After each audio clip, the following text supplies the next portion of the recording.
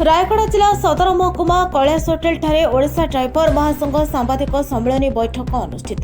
7 दफा दाबी नहीं गत 29/3/2025 तारीख दीर्घ 8 दिन पर्यंत भुवनेश्वर लोयर पीएमजी ठारे शांतिपूर्ण आंदोलन दि जाइथिला।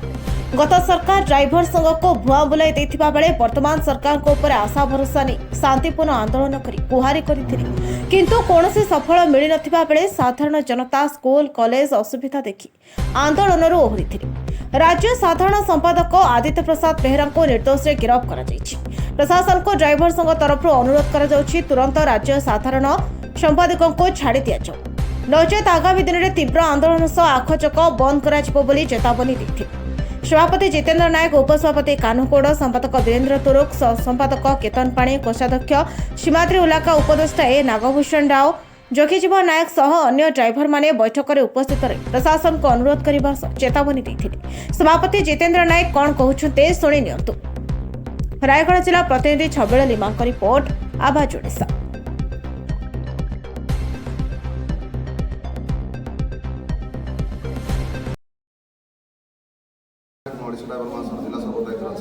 अच्छा जी, सांबादिक सम्मेलन डाकियार उद्देश्य कौन रही है? आज सांबादिक सम्मेलन डाकबार उद्देश्य है कि आपण मैंने समस्ते मीडिया भाई जानी आम विगत सरकार दाबी नहीं बहुत बार स्ट्राइक करूँ आम गोटे दाबी पूरण होता जोटा इन्सुरांस आईटा मिलूँ मिलूला गोटे 3-4 मास है बंद हो जाए सरकार आम दाबी जोटा बड़का दाबी थी 7टा दाबी ये सरकार बहुत बार लॉयर पेंजर बस जनईलु कि से शुणी नथिले प्रत्येक कलेक्टर प्रत्येक एसपी आम एमएलए फेमएलए समस्त जनईलु तारी सरकार शुणिले ना तो आम बाध्य होकर प्रत्येक 30टा जिला भाई मैंने राजरास्त साइड कलर आम बसलु शांतिपूर्ण धारणा देगी। तो बर्तमान 4 दिन है आम बसलु कौन से आम गाड़ी कटकईन कौन से ऑटो भाई प्रत्येक जी यातायात सब स्वाभाविक थिला क्या आम हैरान हरकत करूँ आबे 4 दिन है बर्तमान आउट देखलु पब्लिक मैंने बहुत किसी हैरान 50% गाड़ी चलता 50% बंद थिला तो संपूर्ण हारे आम गाड़ी जनसाधारण देखिए आम गाड़ी छाड़देलु छाड़ला सत्ते एवं बर्तमान सरकार डाकिक कौन से आलोचना करें बाध्य होकर आम सरकार पाखे प्राय जिलार भाई मैंने अच्छा बसती किंतु एवं आमर जो राज्य कमिटी भाई मान सरकार बिना कारण रे अरेस्ट कर प्रत्येक जिलार भाई अरेस्ट करने खोजुंट जी आम शुणा पाइलु बर्तमान तो 2 भाई अरेस्ट अच्छा सरकार को ये आम समस्त 30 जिला भाई आम रायगढ़ जिला भाई मैंने समस्त मिलमिश गोटे नवेदन करूँ दुख को आपण मैंने शुणु आम कौन सी पब्लिक को हैरान करने सरकार को हैरान करने ना सरकार साथी अच्छु पब्लिक साथी अच्छु जेहेतु आम दाबी को आम बहुत वर्ष है लगे आसु तो आपणकर सरकार आम बहुत विश्वास करूँ जे आम दाबी शुणे बोली किंतु सरकार